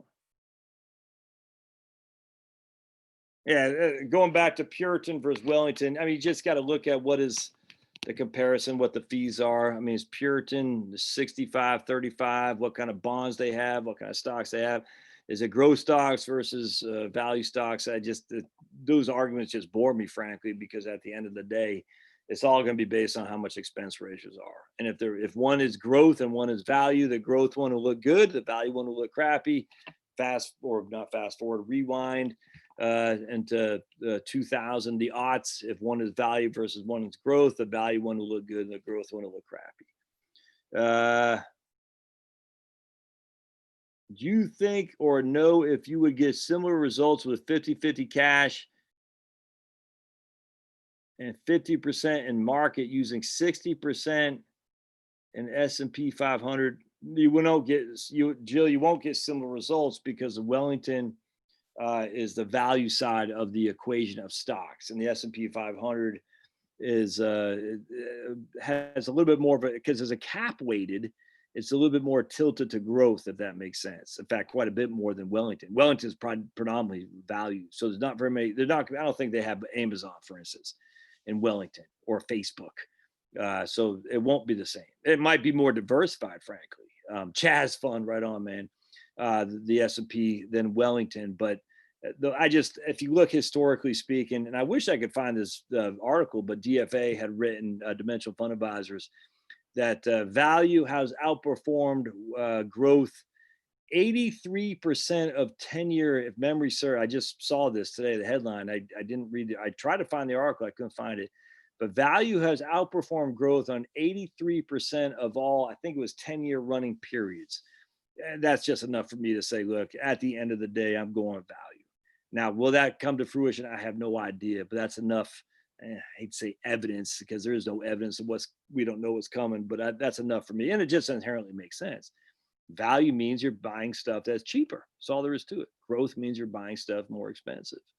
Now, there might be a reason value is cheaper. One of the reasons for that is simply because it's going bankrupt. Like GE, what's GE to do? I don't know. I mean, who knows? What's GE trading at $7 now or something like that? Let's take a gander. So GE is trading at 648. Look, I mean, look at that. Look at that. 648. No PE ratio. Why is that no PE ratio? Because it has no earnings. Yield is 0.6. Remember all these people used to buy GE for the yield? Well, I mean, if they're not paying a dividend anymore. Now, at least I imagine GE has a bunch of preferred stocks out there. So if they do preferred shares, which that means they're going to probably keep paying some dividend, might be just a penny. But look at that, man. I mean, that's GE for heaven's sake. It's nuts. What's that old guy, Jeffy Immelt? What a freaking piece of crap, dude. You know, that guy, all green. We're going green. Remember, didn't GE own NBC and they had during the football, we're going green and turn the lights off? That freaking stuff drives me insane. It's all fake. As Jeffrey Immelt was taking not one, but two private jets wherever he went. So when he's going to meet the commies in China, not one, but two private jets went with old Jeffrey Immelt. Why? Because if one broke down, he needed to have a backup plan. How those private jets get into China, old Jeffrey, on battery packs? No. On solar photovoltaic with batteries? No. On wind? No. Biomass? Nope. Friggin'. You can't fly and be green is probably, I've said that, I think my 6th video I've ever done, maybe my 5th, something like that. I said you can't fly and be green. You can't. You cannot get on an airplane and say you have green street cred. You just can't. Those two things are mutually exclusive. Let me rephrase that. You can fly and be green because if you are flying, you're inherently put more CO2 in the atmosphere. And what do plants like? They love CO2. All right. So you can fly and be green the way real people look at it, but the way these freaking watermelons look at it, which are green on the outside, but dark red on the end, red as in commie. They say you can't, being CO2 is bad. Well, if you think CO2 is bad, well, heaven forbid you get on a friggin' get on an airplane. Heaven forbid you take a cruise ship. Can't do that. Can't do either of those two things. Don't do it. Can't fly and be green. Just remember that. So anytime some lefty is sitting there saying, I'm flying to a Morningstar conference for sustainable development in England. I'm coming from Copenhagen, in Chicago. I mean, I'm coming from Copenhagen. I'm going to a sustainable investment conference in Chicago. You say, how you getting there, man? You biking? You rowing across the Atlantic Ocean? Because I don't know how else you get to Chicago unless you took an airplane. And what they'll say is, I'm trading carbon credits. And you say, are you really? Are you really? Let's see the receipt. Not that it doesn't matter. Let's see the receipt on that, would you? I've done that with a guy. No, he didn't show me. Now, I frankly wasn't expecting him to show it. And even if he had, I don't care. Because the vast majority of people are not trading carbon credits because that's only for rich people and Al Gore to skim the pockets of America and the world so he can get rich. We all know this. Thomas Friedman, Al Gore. Who's the other guys? A big Bill McKibben, all these guys, man. Michael Mann going to Australia, doing a conference on global warming. So Michael Mann, how'd you get to Australia? They're a big guy.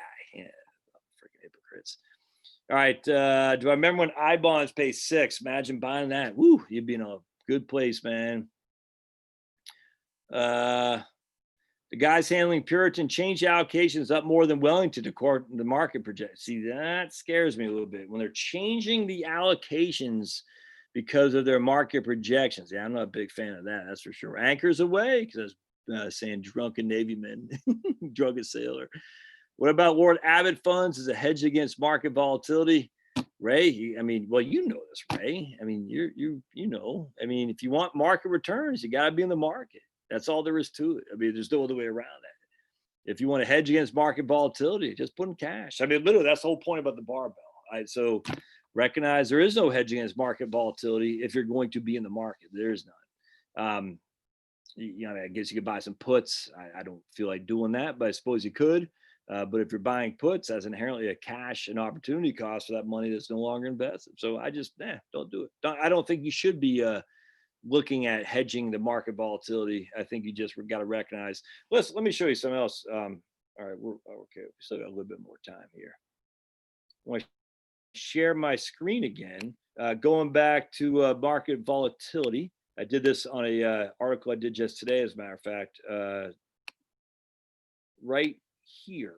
All right, so remember, in my right capital, I have the total stock index with a 17.5% standard deviation in right capital. And I have it with a 6.5% annualized rate of return. So this is just, yes, this is Dimensional Fund Advisors, in the article I was trying to find today, but I couldn't find it. But anyway, so I came across this one, 2010's a decade in review. I want to show you something right here. So this right here is the standard deviation the last 10 years of the S&P 500. It does not include the total stock index, so we don't have the 30% small caps and mid caps in here, but still, I'm using 17.45. S&P 500 has never had higher than 17.45 standard deviation, except for the Great Depression that decade, ever. All right, so look, standard deviation 15, 11, 12, 15, 16, 13, 16, 12. Never had 17 and a half, which is what I'm using for standard deviation on total stock index and the right capital software I'm using. On top of that, we're using a 6.5% rate of return. As you can see, more than six, more, less, more, less, more. So we have significantly higher standard deviation than at least what the S&P 500 historically has had, and significantly lower average rate of return than what the S&P 500 has had in my right capital. So if your right capital is coming out and making you, kind of, shake your head and go, oh, I can't take it, I'm jumping off a bridge. Just remember, I'm erring significantly on the side of caution, pessimistic, if you will.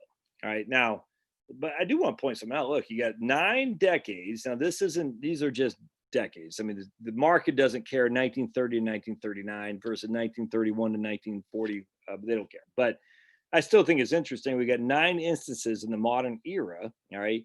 Of those 9, 2 were negative returns for the full market cycle in those decades. So that's a 22% negative return. Oh, whoa, scared me, man. Jeez Louise. I didn't hear it coming. Then all of a sudden I hear a growl. So we got negative market returns 22% of the time in that decade's time frame. We got significant 2-digit returns about 45% of the time. All right.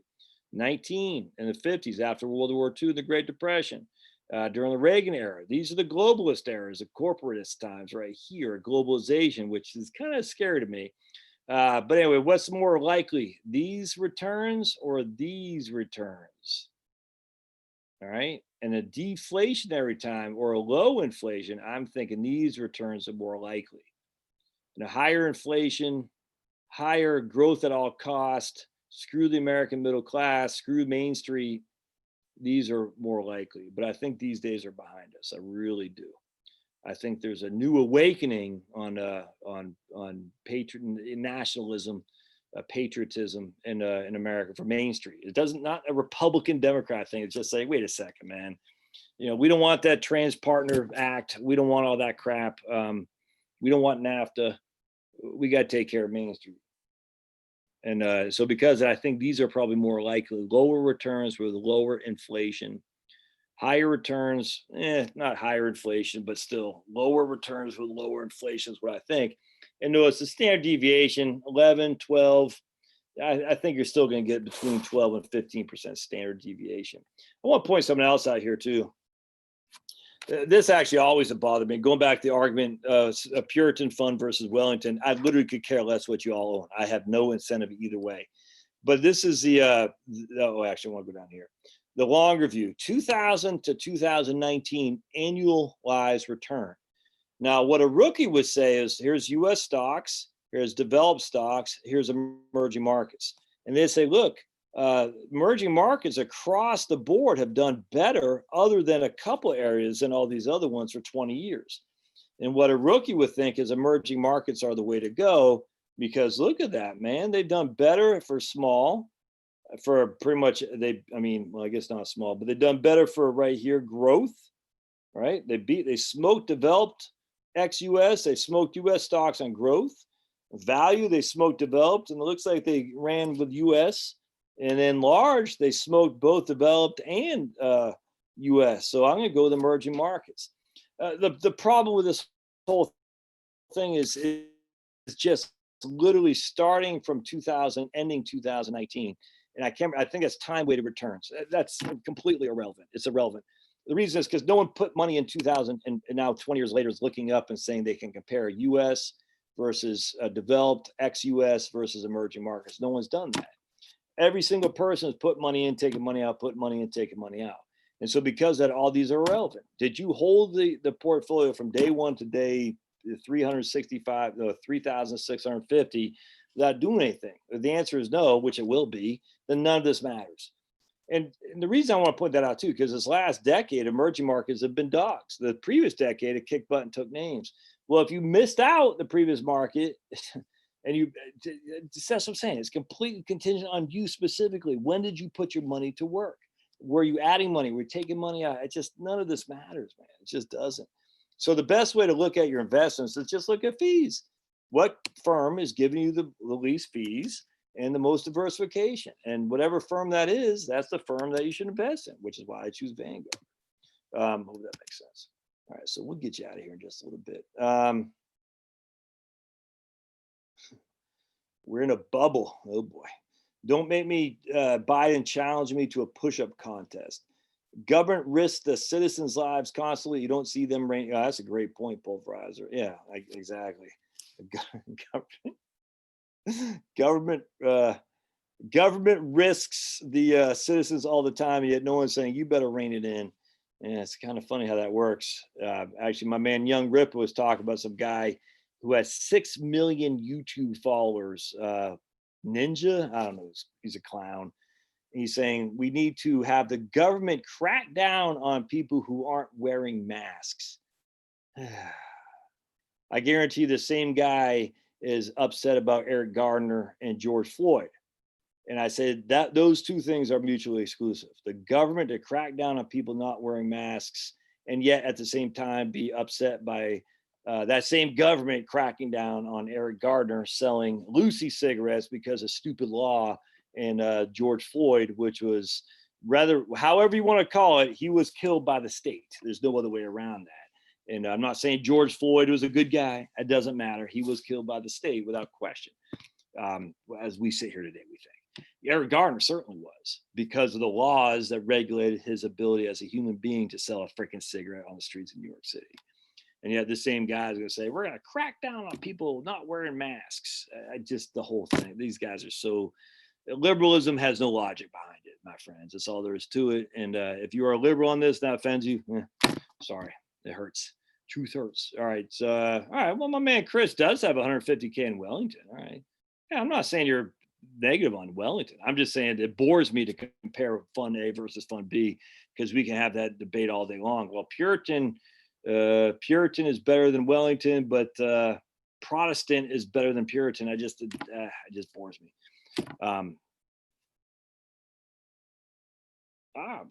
Well, Chris has 150 in Wellington and 200 in Puritan. All right, there you go. And it's all taxable. Sandra, right on. I think I got an email from you too, and I haven't responded yet. VOO into a little bit of Wellington. Oh boy. I don't know, Sandra. I'm not a fan of bonds. That's the issue that I have to come up with. That people say, if you don't like bonds, why are you pushing Wellington? And I don't want to sound like I'm pushing Wellington. Ultimately, I'd rather go what Jill said originally, which is S&P 500. I'd actually say total stock index and Ginnie Mae, or what she would, or if you're in the TSP, you'd have S and the C fund, 70% in C, 30% in S. That's the total stock index, and then 30% in so your stocks, 70% in C, 30% in S. That's the total stock index. And then you have the barbell, the 4 years in G. That's what I would do, if that makes sense. So if you have, I don't know what that'd be. That'd be, $100,000. You'd have 4 years. We'll say 5%. That's 20,000 in G. The 80,000 that you have in C and S would be divided between That'd be 56,000 in the C fund and 34,000. No, 24,000 in the S fund. So you got 56, 24, 20. That's a freaking great portfolio. The thing I like about Wellington, it's just easy. It's one-stop shop. You know what I'm saying? It's easy, but it still has bonds. And I don't have any bonds. And I frankly don't think a lot of people should. But if you go with pure barbell and stock portfolio, it's aggressive in terms of volatility. And a lot of people don't like that. So the Wellington gives them a reprieve from that to some degree. And if you just look at historical numbers on Wellington, vis-a-vis the S&P 500, it's freaking nuts how good Wellington has been relative to lower portfolio volatility. But going back to lower portfolio volatility means lower upside. That's the thing about the stock market. If you want market returns, you got to be in the market without any. There's just no exception to that. Russian roulette retirement. Right? If inflation comes, you can just buy short-term treasuries and increase your income. Yep. They are counting of the people furloughed in the 40 million, and those aren't job losses. Will they be, though? Will they be? That's an interesting one, Mary. Huh. Depending on the amount of years till retirement, I would still rather invest in Berkshire. I got no qualm with that. Virus scaremongers getting ready for lockdown number 2. Government to print another $2 trillion in helicopter money. I didn't get any of that helicopter money. Hey, what a great way to spend Sundays. Thank you, man. Vinyl says, I want to know what stocks went up in the past.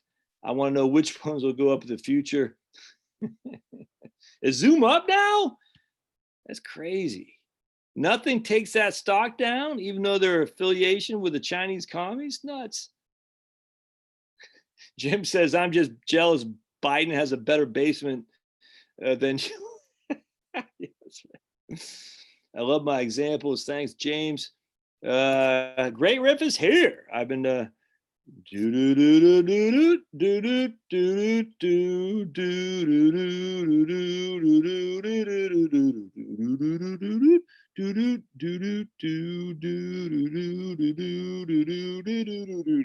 Papa's wondering what I'm doing. That's Into the Void by Black Sabbath, the best song ever in the history of mankind. Into the Void by Black Sabbath. Yes, Revelations by Iron Maiden comes close. That's true. That is true. I know you guys are out there saying Revelations by Iron Maiden is a close second. Into the Void by Black Sabbath, without question, the best song of all time. But Revelations, man, that's a good song too. Which one would I choose? Which one would I choose? I think I gotta go with Black Sabbath there. I don't know. I have to think on that. If you're any of y'all have got any little bit of just metal in you, and this is like not real, like not thrash metal, but just good old fashioned metal. Of course, Black Sabbath was the original doom metal band. Even though Tony Iommi, who wrote the lyrics of the older Sabbath, was he was a devout Catholic. Freaking lyrics are through the roof, man. Man, Revelations by off the album. Can't remember, man. Jeez Louise. Anyways, freaking insanely good song. Insanely good song. And then came the crap that came later in the 80s. Oh, God almighty. What happened? What happened to music? 80s was the worst. All right. Retired at 52 and a half, went back to work, paying the house off and still contributing to 457 in Wellington. Slacker dude. This now his name's Stacker dude. I thought it was Slacker dude. Better have 5 years of cash and a lot of precious metals. And what you base your distribution on is a mix of taxable and non-taxable. How do you figure out what 6% will be before and after tax? Well, you can always just you can make it simple, 15% if you want to net that for sure. Do I think QE forever is going to work forever? I mean, again, Japan, man. I look at the end of the day, Japan, there's no inflation. There just isn't. There isn't any. There's no growth, not unemployment, no inflation, no growth, no interest rates. Everything is against what the Phillips curve would have dictated. And all the economic models from the 70s that were built under the idea of Keynesian and then Milton Friedman going to the 80s and 90s, all this stuff. Look, I love Milton Friedman, huge monetarist, economist, school of thought. They're wrong. Keynesians were wrong too. All these guys, we just don't know. This thing about wonderful thing about human nature. No one has a freaking no one knows, man. No one has any clue. But the idea of the Phillips curve that as employment increases, inflation does too. That's simply, it's just not true. It's not true. There's no correlation. Let's put it that way. On the counter of that, the idea that as we increase debt and interest rates have to go up, that's not true either. There's just there's the evidence that is not there. Again, there's no correlation between those two numbers. There just is not. How do we know? Japan. How do we know? The United States. GDP, debt to GDP ratio in the US is over 100%. 10-year treasury, I just looked, 0.63. 0.63. Japan, negative 10-year treasury. EU, and the EU is actually interesting too, because the EU has more austerity than we do. In fact, the EU mandates that you have to run budget deficits, what is it, 3%? That's it. And yet a lot of the bonds in the EU are in negative numbers too. It's I think German 30-year, it's the Bund in Germany is negative. There's just no correlation that you can say if then. It doesn't exist. It doesn't exist, which is crazy. And yet we're relying on all these economists from the IMF, the World Bank, the Federal Reserve Board, who fired the guy from the University of Chicago who uttered the idea that Black Lives Matter jumped the shark when they said to fund the police. We are run by the worst of the worst people. It's insane. The Federal Reserve was so offended by this guy saying Black Lives Matter jumped the shark when he said because they said they did to fund the police. I said, remember Black Lives Matter said pigs in a blanket, fry them like bacon. That was only in 2015 they say that. Have they ever apologized for that? Freaking scumbags. No. So why are we sweating these guys? I don't understand it. If you go to the About section of BLM's website, they are anti you and your family, not just because you're white. Is because they don't like the family structure of America. They are Marxists. Why can't people see this?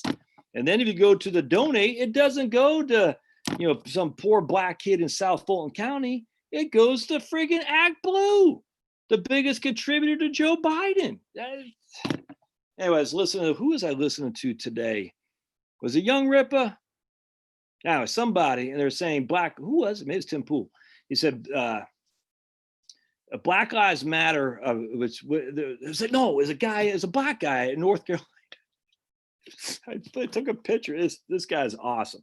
I don't know who this guy is. I'm going to start following him. I'm going to show you this picture. It is fantastic. This guy right here. So it's Benji Irby, this guy. So Benji Irby says, me and Shamika Michelle at the North Carolina State Capitol. I was coming here to be a nerd and add this to my collection of state capitol selfies when we ran into a Black Lives Matter protest with no black people. Should we go over there and ruin their day right now? I love that. I love it, love it, love it, love it, love it.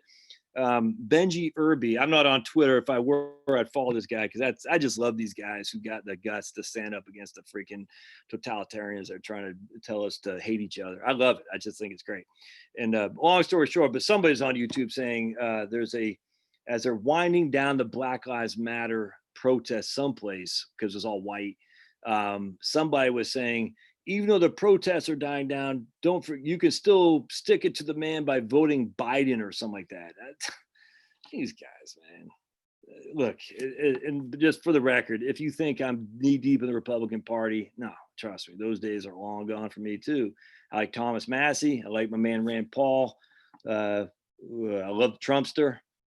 I wish that Trump would be. I have no problem with the Twitter stuff. I just wish.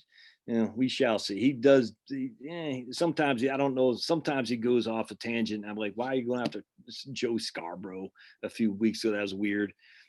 But at the end of the day, he's the only thing that we got to save us from this stuff. And I'm a fan. But once he's done, I don't know who's going to come and replace him. I like Kristi Noem up in South Dakota. Not a fan at all of Nikki Haley. Nope. Not a fan at all. Marco Rubio. Nope. Ted Cruz, I like. Big fan of Ted. But those are just the ones that come to mind. I'm sure there's some other governors. Ducey in Arizona, like him. Right now, it's got to be Thomas Massie, Kristi Noem, and Rand Paul. I think that's pretty much it as we see here today. If they put somebody like freaking Jeb, it won't be Jeb again, but someone like that, Nikki Haley, I'm gone, man. I'm gone in 60 seconds. Don't tell my wife. She loves Nikki Haley, and she gets mad at me whenever I say I can't. I don't. But we both agree on Kristi Noem. I think it's her name, Kristi, right? Is there some tax change or a commie virus related law that gives advantage to convert? No, not to convert, Sun Ho Kim. But you can take money out of your deferred accounts and pay the tax over 3 years. You just can't convert it. You pay the tax over 3 years. So you're saying my avocado toast doesn't care about solar energy. Great YouTube. Only found you last week. Great education. Very fun. Well, thank you, Sun Ho Kim. Glad you're here. You don't like Moderna vaccine, Josh. Don't know anything about it. They're already testing on thousands of people. That's great. Exactly. Joe Sixpack. Pandemic is cured. Wednesday morning, 11:04. I agree. Rebecca Thompson, Cape Paso. I talked to an engineer that works on a nuclear plant, and they are going to be closing them all. Good luck to snowflakes. Closing them all in California, James? You're probably still not here now, but if you were, that's interesting. Land Cruiser. I missed the charts, but how many years did you have in your barbell with a Wellington? I shoot for 30. If I can get 30, then we're successful. 10K is the minimum under count. 10 times is the minimum under. Right on. Yeah, 40% of deaths in nursing homes. Exactly. Thanks, Cuomo. That guy should be freaking. I mean, look, I don't want the government prosecuting people for making mistakes, but enough of this Cuomo freaking idolizing, man. It's crazy. That guy's a freaking loser. He killed people, man. He killed people.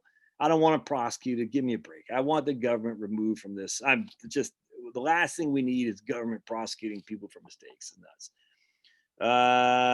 Brian says 58. Not sure he's gonna be able to go back to work. Looking to sell my condo in Southern Cal. Next stop, Ohio for a brief stay. Then off to Southeast Asia with 650,000 savings. Won't catch me there, but that sounds awesome.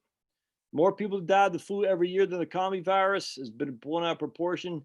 Oh, you're a denier, Mary. You're a denier. Yep, I agree. Pickup plants and running full. Pickup plants are running full tilt. Right on. I wish, Josh, I had known you back in the late 90s. If I had, would have had a lot more money today. Doing a great job for the average guy. Hey, thanks, James. I feel sorry for the hospitality industry. Yeah, right on, man. Maybe you can invite Biden to your basement. The triple Qs. As of today, Wellington has 7 advancing companies and Puritan has 16. I don't even know what that means. I agree, Josh. Bonds in a mutual fund, you'll lose money. Dollar is going to tank. Oh.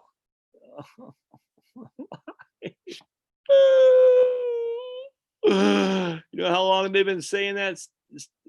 There used to be a guy in here named Slacker Dude, but you're Stacker Dude, so I don't think it's the same guy. What's going to replace the dollar? That's all I want to know. What's going to replace the dollar?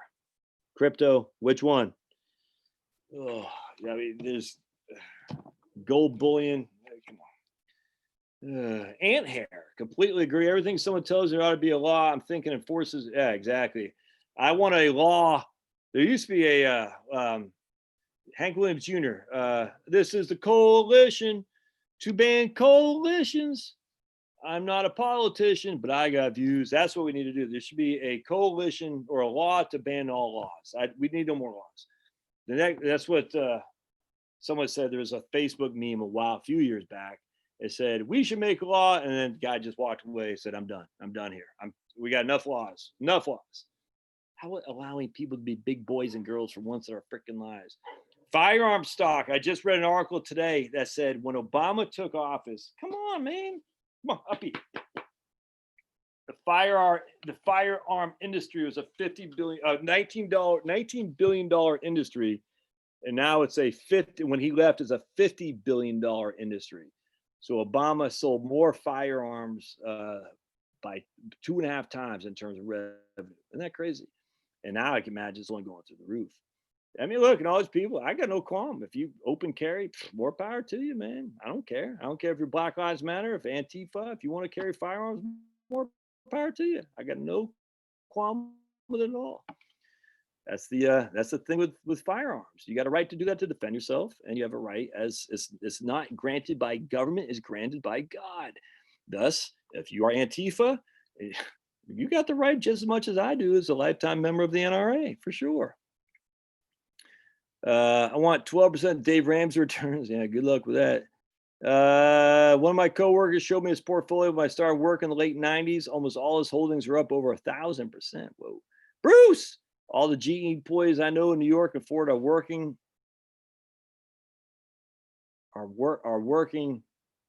because of demand.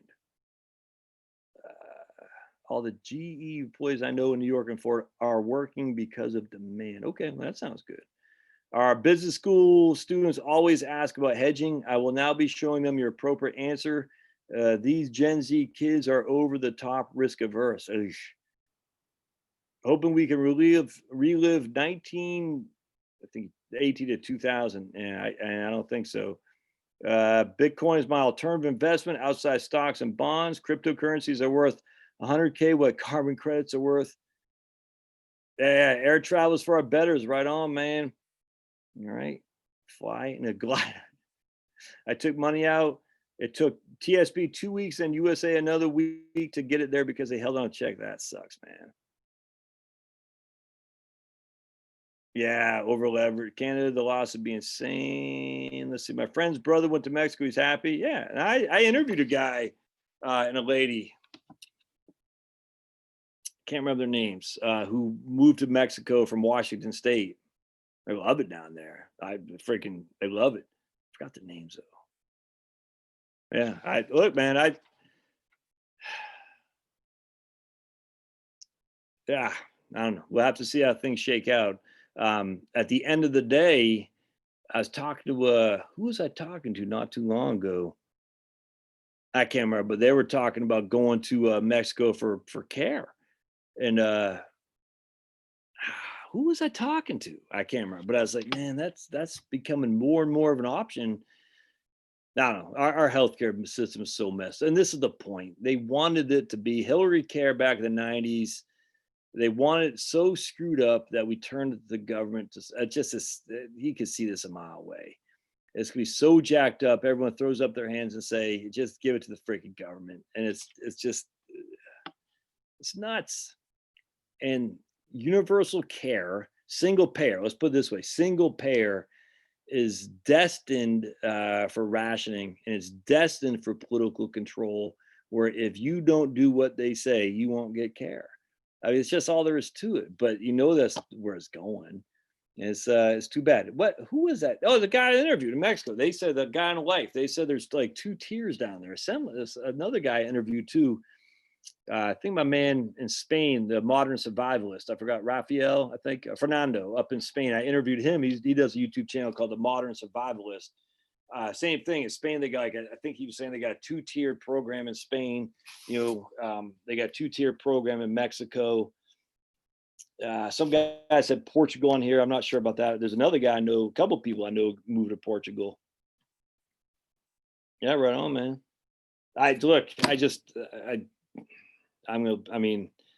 America's it for me. I'm gonna live and die here, man. I do think like maybe Poland or something like that, but just I don't know. At the end of the day, we're the last best game in town. Is all there is to it. We won't be like that forever. I don't think in my generation or my kids it'll be the dawn of or the end of it. But probably sooner rather than later. I mean, all countries come and go. You know what I'm saying? They all change, and it's only a matter of time. I'm not pessimistic. I'm just sad. But human beings. I personally think, guys. I personally think we've been living in luxury for so long these last 100 years that I don't think it's natural.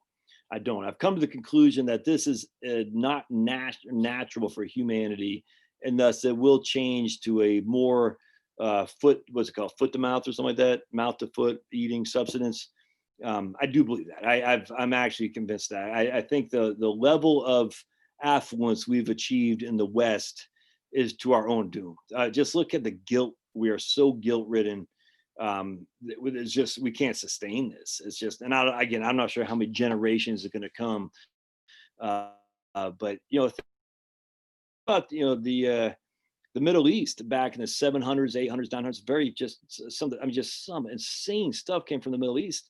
It's just incredible culture, incredible people. The knowledge, and that, I mean, and they reverted. I mean, it's crazy when you think about it, how just insanely good they were in terms of smart, how much they had going on, and just what they've done for the world, and just what happened when it was taken over by a way of viewing the world that's it's just a sad, but it happens, man. Enlightenment comes and goes, and look at Europe. Europe's a basket case. Europe's dying on the vine. We all can see this a mile away. 100 years from now, Europe is going to be, I mean, it's probably, who knows, but it's going to be ugly, probably even less. Europe's dead to rights. And then you look at America, we're coming next for sure. But I don't even think it has anything to do with, I mean, I don't know. I just think it's what happens to civilizations. They grow, they get fat and lazy. They take things for granted that were their, previous generations had to work their tails for. And then next thing you know, it's over. You can easily see that. I was reading about the barbarians now, looting and robbing and maiming in the Roman enclaves, after the Roman Empire fell. It's just crazy when you think about it. Like, these people went down there, they, just as crazy. And how the Irish, this is even going back to the Cahill book, and how the Irish saved civilization, how they're able to go in there and, get books and stuff like that and save them for historical means, thank God. But how the Romans, everything was based there. Then the barbarians just came and looted, burned, and everything. It's nuts. And it's just, it's only a matter of time. So enjoy while I can. You know what I'm saying? It's all good, because at the end of the day, someone came, someone died, someone rose from the dead, and someone opened the gates of heaven. So we who believe, but you can't just believe, because the devil believed that Jesus was the Son of God. You got to ask for forgiveness too. So you got to do those two things. You got to believe and ask. And if you do, it's all good. It's all good. The eternal will be yours forever, and they'll make this world look like a shame anyway. So be that way. All right, so let's wind down here. See what we got here. I'm missing a lot. I'm hearing Act Blue is just a cleaning house that lots of yeah, exactly. Yeah. Oh, Cologne Noor was on Joe Rogan, huh? I haven't I know he's on NRA. All right. Electronic. Oh, I tell you, that's where it's going down when they go to no cash. I tell you, you can see that a mile away. So what they're doing here, look, it's only a matter of time for the mandate vaccines, because they're going to throw the term vaccine on anything, and everyone's going to say, "Oh, it must be good." It's crazy. So it's only a matter of time for the mandate that stuff, and then they're going to mandate no cash, cashless society, and they're going to do it under the cover of drug dealers. That's what they always do. They always say drug dealers, no more cash. And that's and then, but no, they might not even do it under drugs now. Now they might do it because cash carries germs, and oh my goodness, those germs!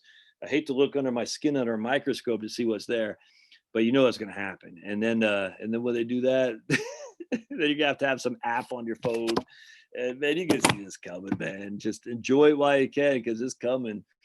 Mandate vaccines, no cash, mandate phone as your little digital thing, and people go along right with it because you're risking my life.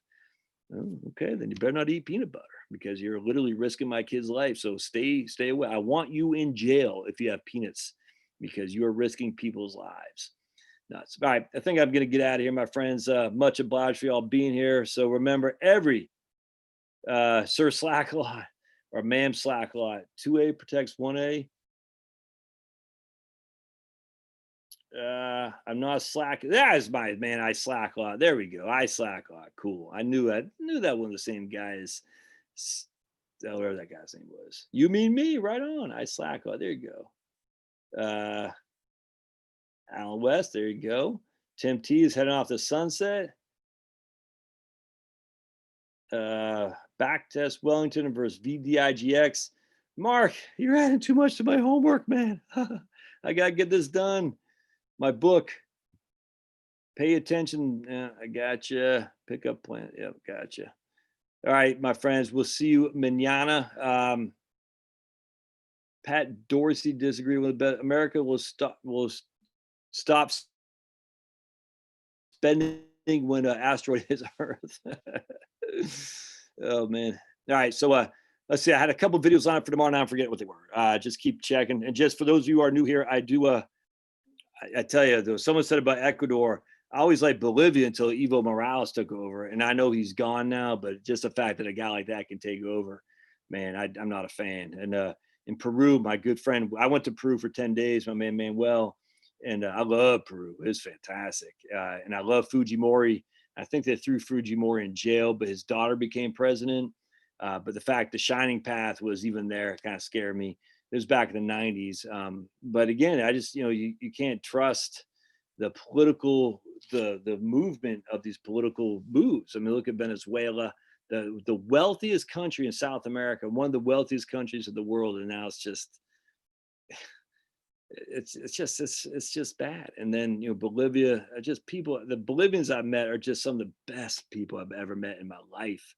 Oh, I love those people. And, anyway, so Bolivia, then Evo Morales, just that guy's a commie, man, and I know he's been just put aside, but is he going to come back like Hugo Chavez did? Obviously Chavez is gone, but Hugo Chavez was put to pasture for 4 days, and then somehow he came. I still think that's fake. I don't know. It'd be interesting if anyone ever looked into how Hugo Chavez got deposed and came back. Man, it's sad. Ugh. Just so sad, man. Just sad. All right. Anyway, yeah, Vic. I see. I tell you, man, Vic, you would have hated it out here today. So I was doing my good night. I was doing my ribs. Dude, Pablo couldn't take it, and it's just so flipping hot and humid. I said, and I like being out in the garden. So I'm out there doing my ribs, and I'm out in the garden. You're just, policing stuff up, picking up weeds, and just checking, pruning stuff. And I'm just sitting there. It was like being in a sauna, and it's only the beginning of the summer. Oh my goodness, it's bad. I like American Funds, Luis. Huge American Funds fans. Yeah, big American Funds fans. It's kind of like Wellington, value tilt, pretty good fees. I'm a fan of American Funds, so let that be the last thing. We'll see y'all tomorrow, and we'll see you guys later. Thanks now. See ya.